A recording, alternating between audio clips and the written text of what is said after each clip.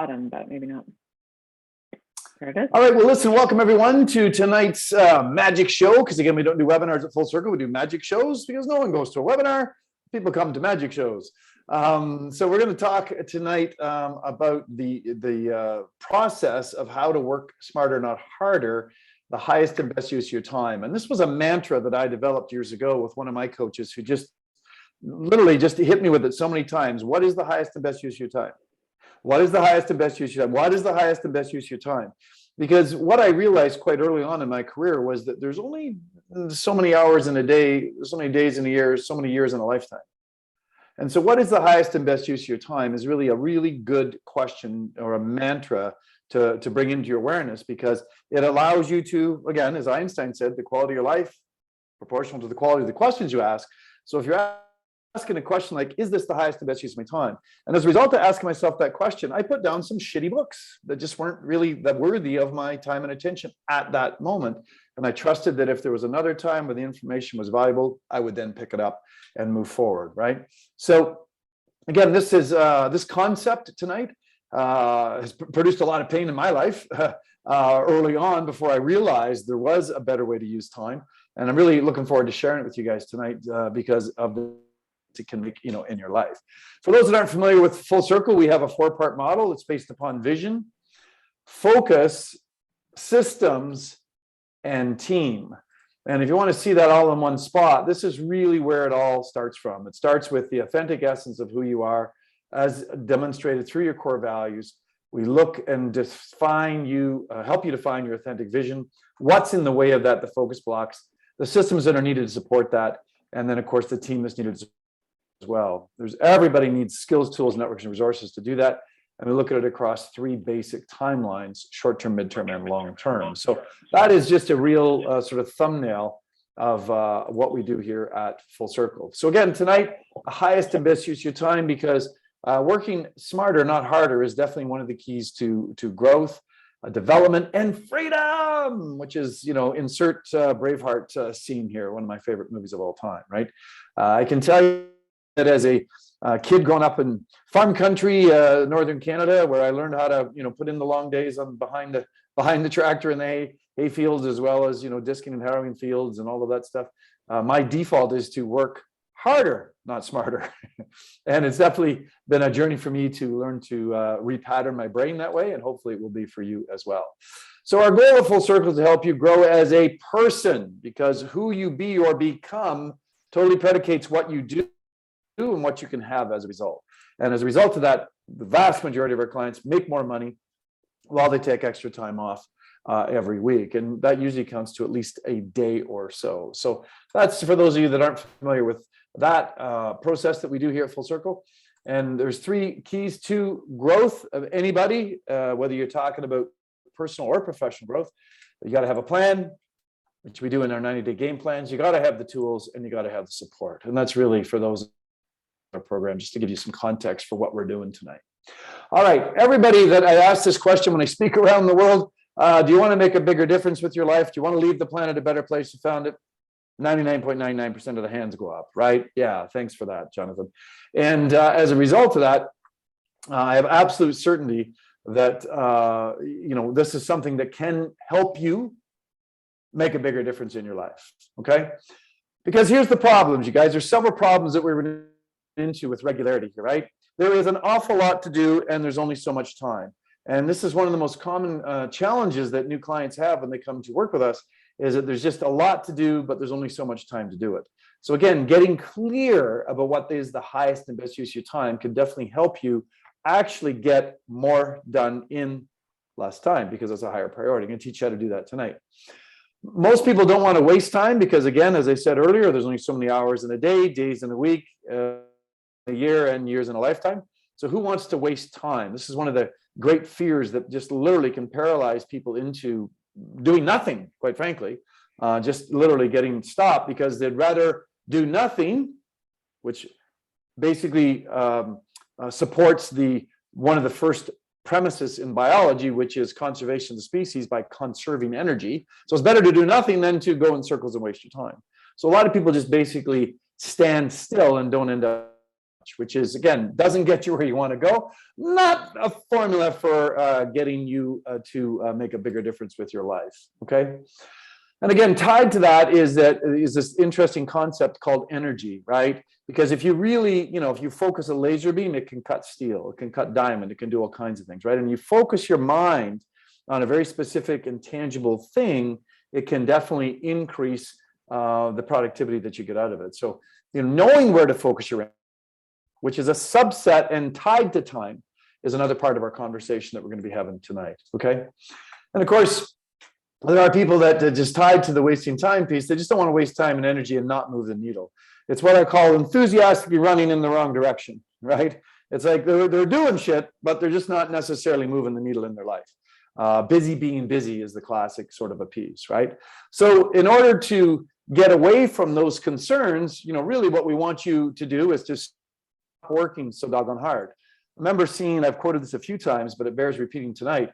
I remember seeing a stat at a Chiropractic Economics magazine that your average chiropractor works 50.2 weeks a year. Okay, so they're taking like 1.5 weeks off a year, and they're in their office on average 45 hours a week, right? And yet the average DC at that particular time was generating about $125,000 of the revenue a year, and overhead was running 50 to 55%. And if you do the math on the number of hours, the number of weeks, it works out to 2,108 hours a year that they're working for a take-home salary after they paid taxes. When I did the math, it worked out to be about $17.50 an hour. So working really hard and not really getting paid that well to do it. Not why I went to university for all the years I did, why I took all of the extra work and coaching and stuff that I've done, and no for making a bigger difference with your life, right? So again, this idea, this badge of honor, I talk about this to clients a lot. They wear this badge of honor. I work really hard, so I deserve, this or that or the next thing. And it's like, no, you don't. Right? Stop thinking that you need to wear a badge of honor that says I work really hard. That is old school stuff. How about we learn to work smarter, not harder, right? And again, I already mentioned this in the last slide, you guys, but be effective, right? Be effective, not just busy. And obviously, to my mind, I'm talking to mostly docs and entrepreneurs tonight, and the people who'll be watching this recording in the future. But this is also a good mantra as leaders, you guys, that we should have for our teams, right? Helping them be effective, not just busy.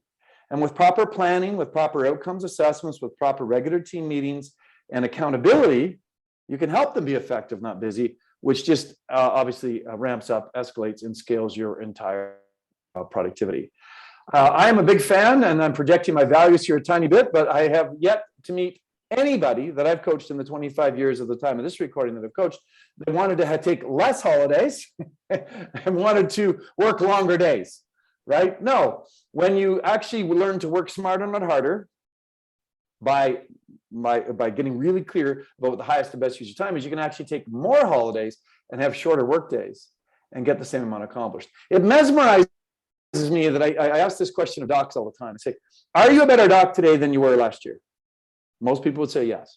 Say, are you a better doc than you were like 5 years ago? Well, 100% I am. Well, what about 10 years ago? No question. I said, well, how much better? Well, I've got to be at least like 5 times better. Okay, what kind of hours did you work 5 years ago? Well, X. And I say, what kind of hours are you working now? Well, Y.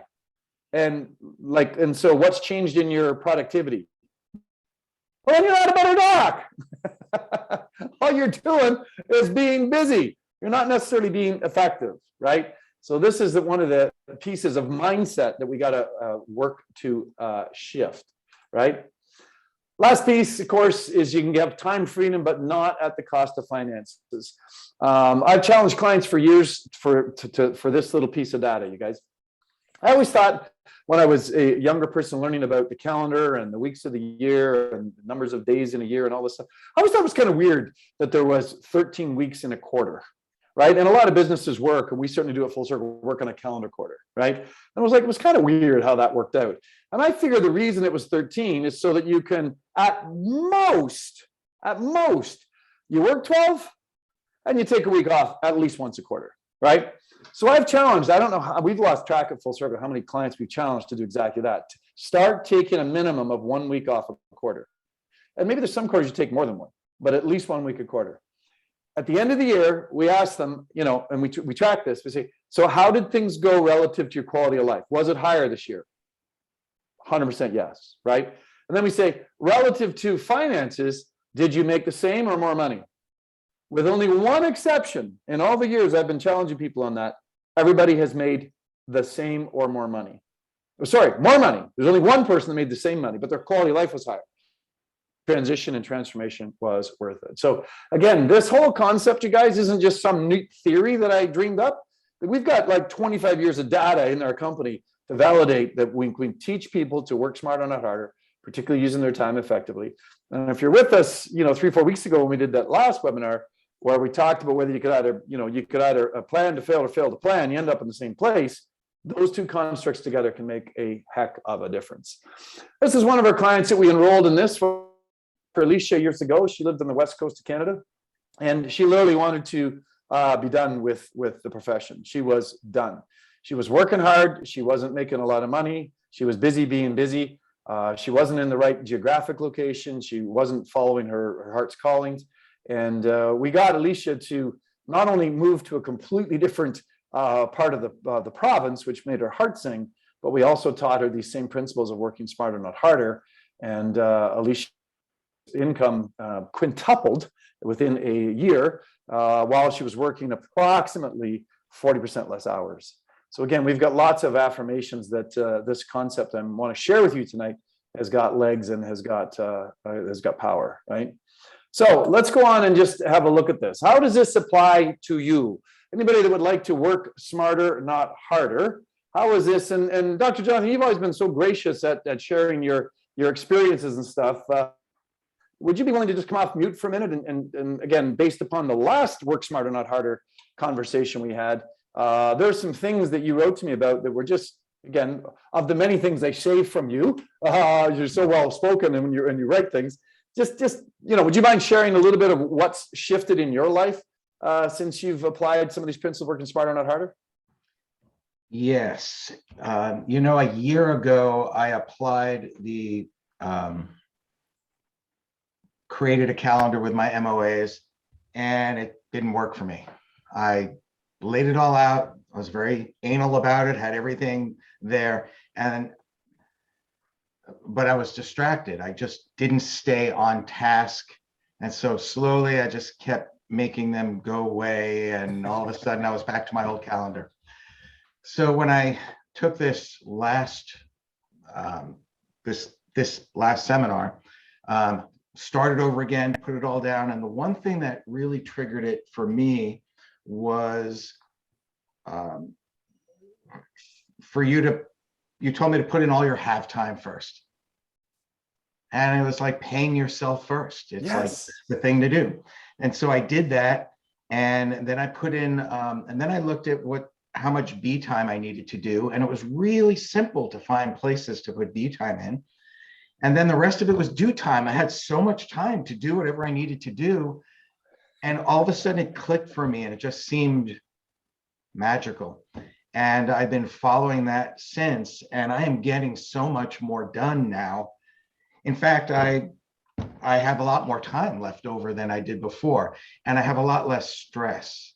Nice. And that's the biggest part, is that there's no stress. I know exactly what I'm going to do. And even if I didn't want to do it then, I'll just pick another due time or another MOA time to do it. But I have time that's captured, and it's been fantastic. Oh, love to hear that. Thank you for sharing that, Jonathan. Right? Yeah. It's and it's interesting how, even though we've worked together for several years, Jonathan, right? And you've heard us describe and talk about this before. It was like, right place, right time. And you heard that one distinction, like pay yourself first, do the have time first, and then you can look for the B slots. And again, we advocate for, if you weren't at the magic show 3 or 4 weeks ago when we talked about this, most people can do 6 to 8 hours of B time, MOA time a week, and move the needle really far.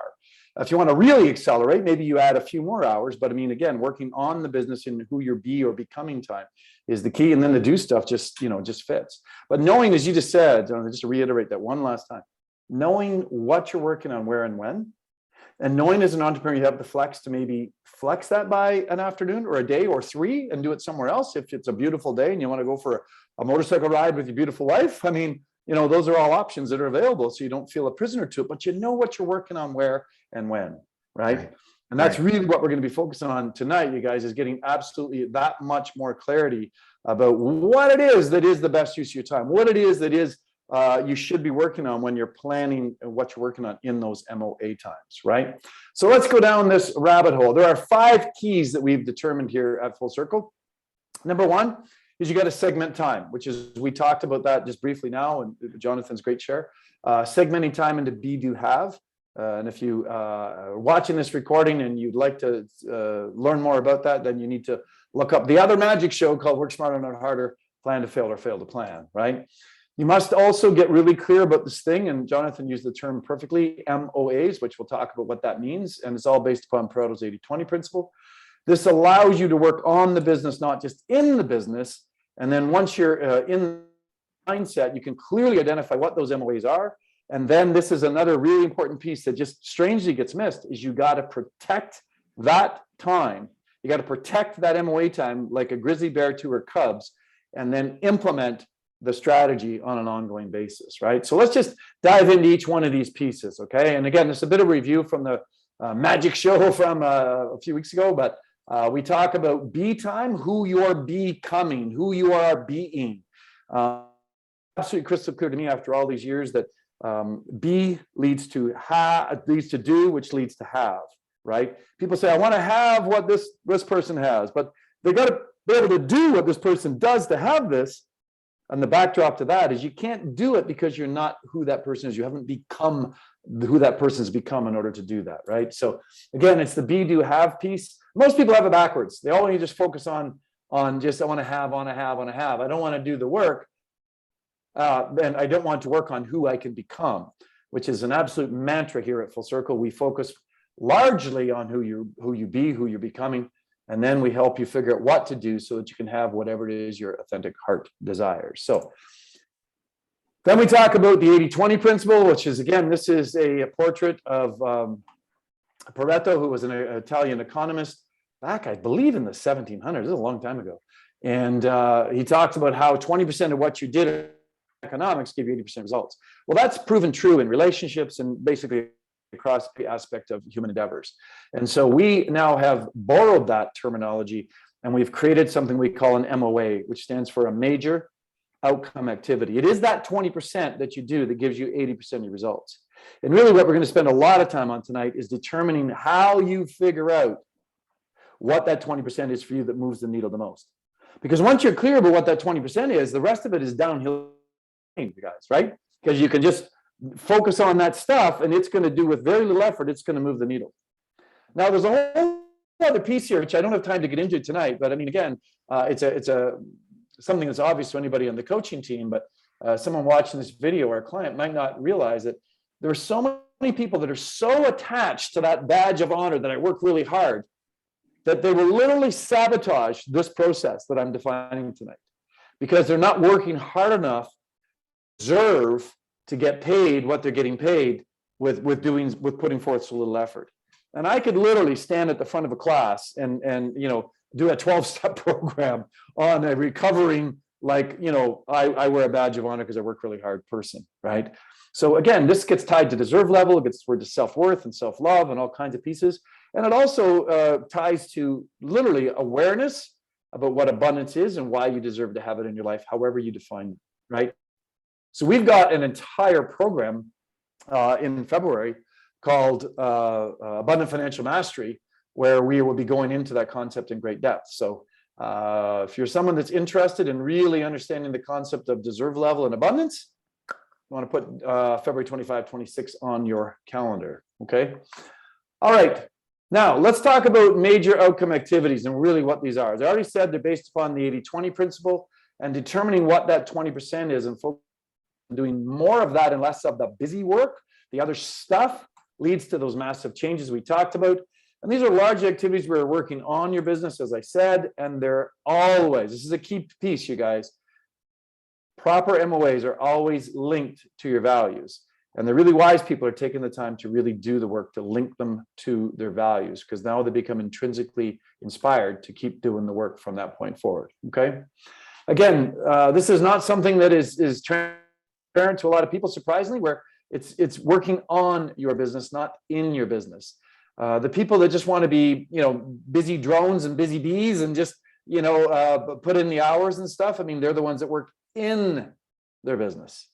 But the wise ones that really want to make a bigger difference with their life, really want to have an impact, have more joy, more fulfillment, and more prosperity as a result, are the ones that realize and set aside time to work on your business. Because that's really MOAs are be time.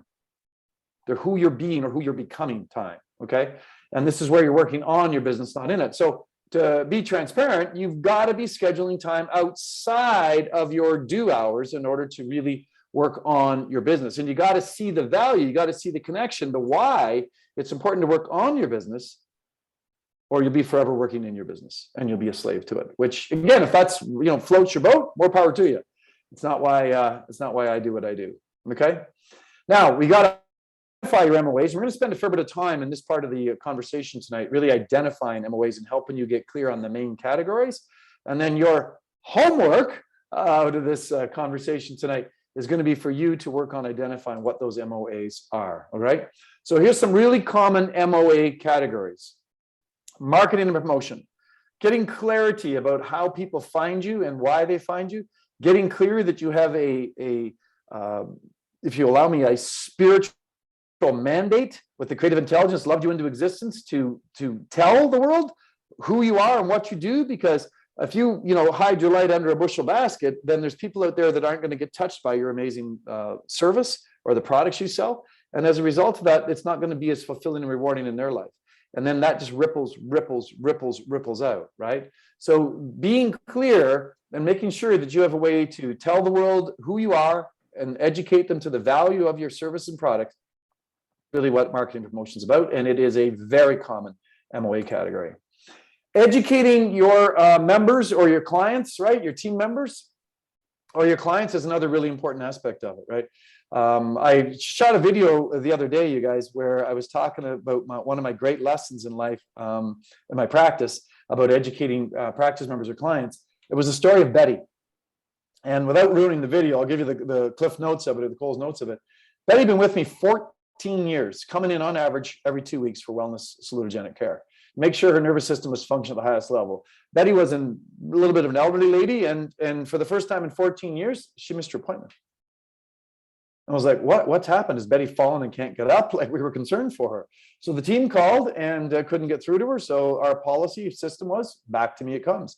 So I called Betty up. I did get a hold of her. And she's like, oh, Dr. Tom, so nice to hear from you. I said, oh my goodness, Betty, are you okay? And she goes, yeah, I'm fine. Why? And I said, well, you missed your appointment the other day. 14 years, you haven't done that. And she goes, oh yeah, no, I'm fine. It's great. And I said, oh, well, thank goodness for that. We were all worried about you. Well, I'll put you back to the front desk and they can, get you booked for your next appointment. And she goes, oh, no, Dr. Tom, I'm fine. She goes, I love you, Dr. Tom. I love your staff, but I'm fine. I'm done with chiropractic care. You could have knocked me over with a feather. 14 years, twice a month for 14 years. And she's like, nope, I'm just done. And I was like, I was baffled. And so I went back and looked in Betty's file. Who failed Betty? This guy. This guy looking back in the mirror failed Betty. I hadn't done a progress review with her 3 years. 3 years. I stopped educating Betty. I went back and looked at her table talk. We'd become so like friends that I'd stopped educating her about the big picture, you guys, right? So educating and finding better leveraged ways to educate, not just your practice members, your clients, but also your team. That's a really important aspect of an MOA category. Training yourself, growing who you are as a person and working on, again, obviously, if you're a coaching client, there's lots of opportunities to do that, particularly with us at Full Circle, where we're actually helping you express the biggest and best that's within you. I was telling a client today, I did a game plan with this client today from Western Canada, and he was talking about this new class he wanted to operate and get launched and stuff like that. And I said, well, how much practice have you done? How much role playing? How much work have you done at getting your wording properly and stuff? And he looked at me like I slapped him with a stick, right? And I said, really? Nothing? He goes, well, no, it'll all just kind of work out. I said, If you want to do this well, I said, you want to be working on that. I had the privilege, I told him the story years ago. I had a cousin who worked as a VP for a company called Frito-Lay, do potato chips and all that stuff. And so when I was in chiropractic school, I got the opportunity to work in that company. I had a really sexy title too. It was all like I don't know, polished cards here and stuff, right? I was the assistant sales merchandising manager, Frito-Lay Canada. I worked in their head office in Mississauga, and I thought I was all out in a bag of chips. But I remember the brand managers, the national reps. There was 5 of them who worked in the head office. And then when they launched a new product or something, they would lock themselves into the boardroom and they would just go at it for days on end, practicing, role playing, training, making sure their presentations to like Loblaws, wherever they were presenting to, were like spot on, perfect. Those were pros. That's why they're at the peak of their game, making the kind of money they were, because they were willing to put in the time to perfect their performance, right? You don't see an actor going on stage without, rehearsing their lines. I don't know why it is we think we can run out there and just, let things fly from the seat of their pants. Trust me. People know when you're flying from the seat of your pants. Training your team. Again, this is also something that never ends, in my humble opinion, right? Ongoing training, making sure you have outcomes assessments and you're training people on those is a really important piece of the puzzle and a very common MOA category. And the other one I would add in this, and again, this is really broad strokes, you guys, but what I call vision, strategy, planning, right? Jonathan, I know you mentioned you're going to your AGM and you're taking your whole team down to your property in Tucson. I think that's spectacular. They're all excited. It's AGMs are a great opportunity to do like year at a glance planning. And then I'm advocating for a quarterly mini AGM, so to speak, just to make sure that you're staying on point with things. And of course, you hopefully are having your at least regular team meetings, which again, depending upon your team and the different roles they play, weekly or bi-weekly, sort of thing. So those are common MOA categories, okay? Now, if you're following the thinking, you can either fail to plan or plan to fail. We've segmented our time, we've prioritized it, we've said we now have be time, who we're becoming or being, which is going to predicate what we do, which is going to dictate what we have, okay? And as a result of that, if you're following the thinking, then you know that it's time to really, work our way through and look at what could get in the way of this process. Okay, well, I'll show you 8 very common roadblocks. And I believe you got this as a handout, you guys, or a worksheet. So you can just kind of follow along. And if you've got, if you're a note taker, which I am, whenever I'm in these kinds of conversations or programs, you could write some notes about how you might not get sucked into these. Okay. So number 1, not accurately guessing the time it will take to accomplish an MOA, right? This is something that I was infamous for. I tend to be the hopeless optimist where the glass is always half full. And as a result of that, I just overestimate how much I can get done in literally a couple of hours of MOA time, right? So this is a skill set. It's a muscle you flex and you get better at it. I highly advocate that you guesstimate the time it's going to take and just get better and better and better at getting tighter and tighter on your timelines, right? Number 2, not staying disciplined to the plan, right? You have your slotted time, you have what it is you're supposed to work on, and then scroll. Some shiny object gets in the way, right? This is where environment matters. And I've recommended this to many people. If you find that working in your home office or whatever is distracting, if that's where you might plan to do MOAs, get the hell out of Dodge. Get down to the local coffee shop or the library or the local university or whatever and change your environment so that you can stay disciplined to the plan. And then commit yourself to not leaving until you get that particular MOA slot completed, okay? This is another common error, doing busy work during MOA slots. I've followed the thinking, I've got my time segmented, I've got my calendar segmented, I've got my own time. I know what the highest and best use of my time, I've got it slotted in, and then I don't put do not disturb or block notifications on my phone, and I get some social media post or I get a text from, whoever, right? It's like, no, really discipline yourself. Do work somewhere else. Do it in due times, because we know that when you segment time, when you cluster together different energy signatures of time, your efficiency skyrockets. Talked a lot about this on the last webinar. Okay, so just be mindful of that. I tell the story, it bears quick repeating. When I left hands-on practice, where I used to see hundreds and hundreds and hundreds of people a week, and I went into coaching full-time, I realized that I was missing kind of that interaction piece.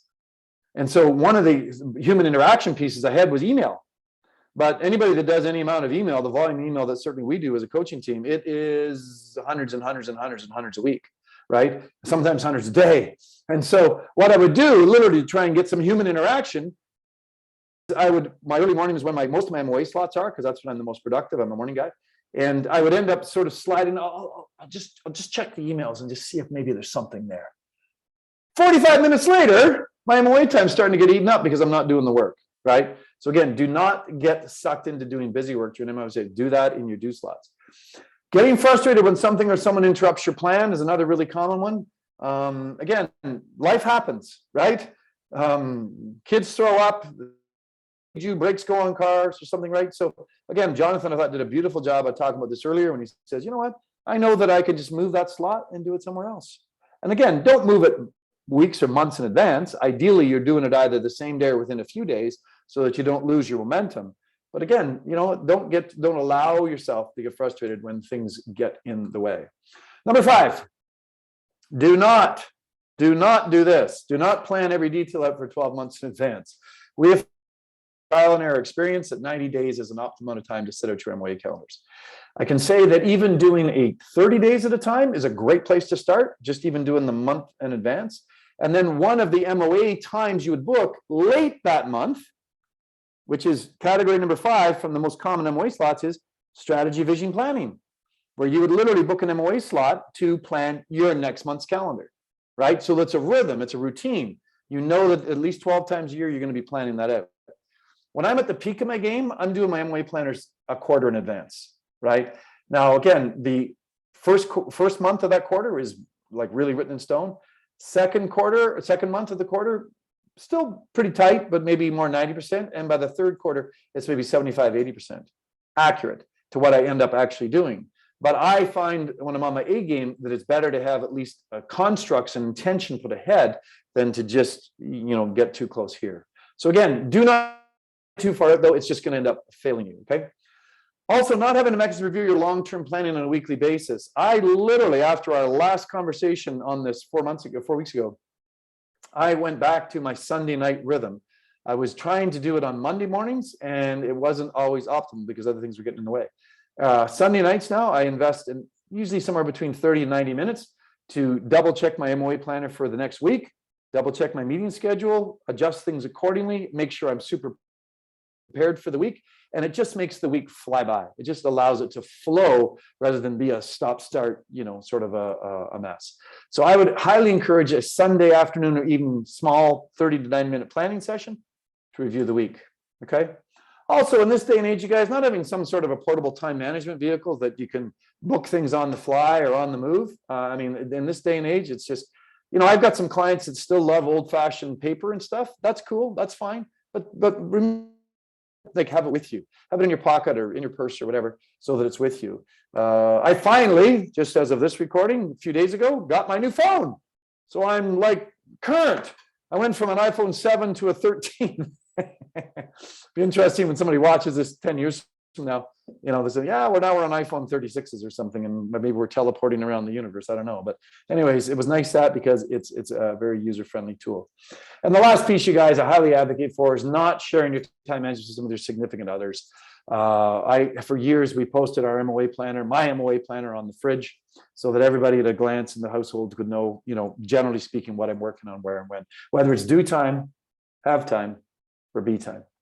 And it was very rare. Because the the MOA slots were, small 1 to 3 hour chunks of time.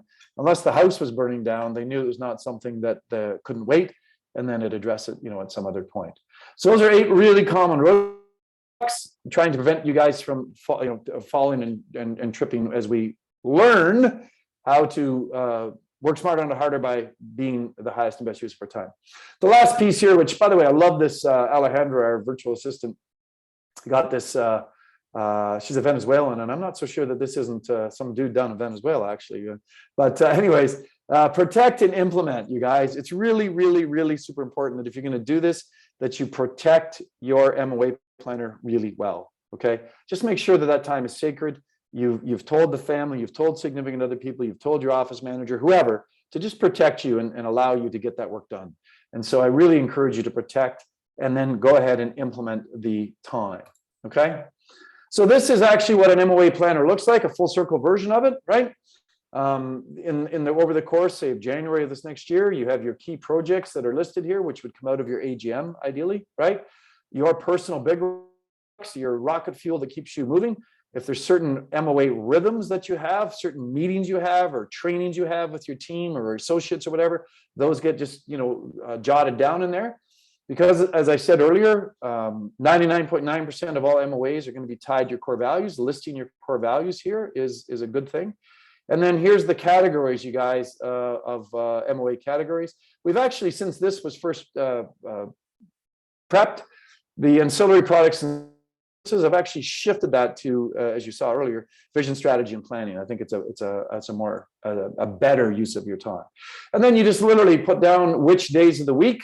For example, if you're doing your MOAs on Monday, Wednesdays, and Fridays, then you would just put down, maybe it's 2 hours on Mondays, 2 hours on Wednesdays, 2 hours on Fridays. You just go down and list that.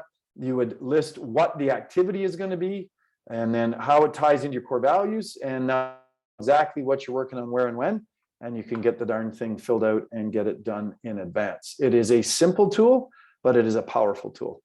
You can do this either by printing this out and just doing an old paper school, or you could do it electronically. Either way works and works well. We've got kind of a mix of people that do it. I would say more people do it electronically these days, but again, I do have people that still love paper, and they just print it out and keep it on their desk, and then it's there in front of them, at all times. Okay, so here's some action, you guys. And again, I want to, if the system works the way I would love it to here, I want to just draw a little diagram for you that I think maybe helps to model this thing out. I'm a visual processor, so I love diagrams. It really helps me to get the clarity of what it is that I'm looking for here. So let me just go, and I'm going to do my best to share my screen, and I'm going to draw you the diagram that I won't say invented, but that I manifested for this particular program. Okay, so let's just, there we go. So really, you guys, what we talked about is, this to me looks like an awful lot like a square, okay, that's got, or a box, if you will. And what we talked about at the very start of this is, we talked about how it's super important that you go in and you segment your time. It's always the first step on this. So if you haven't done the segmentation process, I would encourage you to segment your time into, mentally and figuratively, into be, do, and have. Okay. And once you've segmented your time, now what you got to do, that line just went away. Well, isn't that fun? Let's just try and redo that, right? Segment your time. And then what you want to do is you want to prioritize your time, right? And make sure that you're protecting that B time, wait time, so that it is a priority for you, and that you know that you can prioritize your time and make sure it's there. Then what you want to do is you want to strategize about which of the MOA categories of the 5 are, and again, it's not that those are the only 5 categories MOAs can fall under, you guys, but those are the 5 most common ones that we find, right? And you want to strategize as to which is the highest and best use of your time. And you can think it through based upon the 5 categories that I shared earlier. And you can get clear about what your MOAs are. That's going to be literally some of your homework from this particular conversation. Okay. Once you've got that strategy about those main categories, you want to identify very clearly what those categories are, and very specific details. So it's one thing to say that I'm going to train my team. It's another thing to say that I'm going to do it on Tuesdays and Thursdays from noon to 1 over the lunch break or something, right? So you want to identify exactly what MOAs are and where they're going to be placed in your day or in your week. And then the last piece, you guys, is when all of that comes together, this is where you're going to optimize your time, right? That's where the really juicy stuff lands, is right in this optimization category here. I can tell you from working on this for many years, you guys, that this really works out to be an 80-20 principle relative to people that will either on this call, or that will on this conversation, or that will watch this in future. I promise you that will work on Pareto's principle. That what you'll find, or what we've just found from history, is that there's 20% of the people that will watch this that will actually implement what it is that I've suggested. And I can tell you from experience that this is an absolute game changer. 80% of the people will still hang out in here. They will still fly by the seat of their pants. They will not segment their time. They will not go ahead and figure out what is the highest and best use of your time. And they'll wonder when they get to the end of their life why they haven't made a bigger difference with their life. And that, I hope, is not going to be you. So let's stop sharing. Let's go back over and we'll bring this rascal in for a landing. And if somebody has any questions, I would be more than happy to answer those questions for you. Okay. So what are the action steps? You need to identify your MOAs, as I said already a couple of times on this conversation tonight. Okay. And again, there are those main categories, those 5 main categories, right? Training yourself, training and educating your clients, your team, marketing, promotion, vision, planning, and strategy work, and of course, training yourself. Okay. Identify what those MOAs are very specifically. Slot into the MOA slots, slot the MOAs into your dynamic time system, or your what we now call an ATS, your authentic time system, and then get it in your calendar, right? And I've got a template of this in my calendar that once I've created that from the last conversation we had 4 weeks ago around this, I've got that template in there that I showed you on my calendar. And then I've got the preset MOA slots. And now I just go in and I slot them from my MOA planner right into that calendar. And I can tell you weeks and weeks and weeks in advance. Again, when I'm on my real A game, up to 3 months in advance, the highest and best use of my time, going forwards. Okay. So that is where we're going to bring this thing in for landing tonight, you guys. Hopefully you've been able to follow along and see the value of working smarter, not harder, particularly with respect to the highest and best use of your time. Getting that 20% figured out and nailing it tight so that it'll give you the 80% of the results so you can have more time freedom. Again, work smarter, not harder, and to make a bigger difference with your life. I can tell you that our next Work Smarter, Not Harder is in a couple of weeks, as of the time of this recording, December 21st, 7:30 Eastern is our most common time. It's certainly the planned time. And we're going to be in that one, we're going to be celebrating the past year and planning the year ahead. And in future of these magic shows, I'm going to have the link. I'll put it in the chat and you guys could just instantly book on it if you chose. It just didn't work out this time from an admin standpoint. So I will tell you that a little bit about this particular magic show we're going to do. This is a protocol that we've used at Full Circle in the past, and we've never actually shared it with clients. So we're going to be doing that. There's 2 worksheets. One is, again, looking back and celebrating all the great wins that you've been able to accomplish over the past year. And then the second part of it is where you're going to be looking ahead, and you're going to be looking at how you're going to plan the year ahead in terms of putting a theme to it and very specific parts to it. There's 2 really cool worksheets, as I said, that I'm going to be sharing there. And again, it's hopefully some of you already done your AGMs and have got a little bit ahead of the curve. But even if you have, I think that these 2 sheets will be unique. Again, they're not something we've ever shared outside of Full Circle from an internal standpoint. And so I'm excited about sharing them with you and helping you celebrate the year and then look ahead and do some planning for the future. I can tell you that if there's one of the many things, my wife has these categorized, by the way, my weaknesses. So if you ever want a list, you could probably bribe her and get them. But one of my challenges or weaknesses is that I don't celebrate my own. I don't celebrate my own wins enough, right? I could definitely stand in front of a program and go, I'm a non-celebrator aholic. And one of the reasons one of my coaches taught me is he talks about the gap and the gain. And this is a concept that my coach, Dan Sullivan at Strategic Coach taught me. And it just, when he said it to me, it was so beautifully simple, it completely resonated. And when he talks about the gap and the gain, he says that a lot of visionaries are people that look forward. They look so far forward, they look to the horizon. But he said the problem with looking to the horizon is that it doesn't matter how far you walk, you never get there. You're always just that much farther away from the horizon. And for someone who's a non-celebrator, that's frustrating because it feels like you're never making any progress. He says in order to, and he calls that the gap. He says in order to really appreciate what you've done, you need to turn around and look backwards and look at the gains, look at the progress, right? So I have sitting on my desk, I haven't done this in years, and literally as of this recording, today's the first day that I'm back to this, where I have a journal and I'm writing down, I will not leave my desk until I write 5 wins for the day, 5 things to celebrate for the day, right? And again, if you're somebody that is like me or a non-celebrator of your own wins and your own greatness, start a journal, you guys, and just discipline yourself to not leave your desk until you do that. So that's why we're going to start by celebrating the past year. We're going to look at the gain and all the things you've manifested before we start to look ahead to the things that you may want to do as you move ahead to the future. Okay. So again, thanks so much for taking time out of your busy lives to be with us tonight. Hopefully we've enrolled you in the concept and idea of working smarter, not harder, and getting really clear about what is the highest and best use of your time.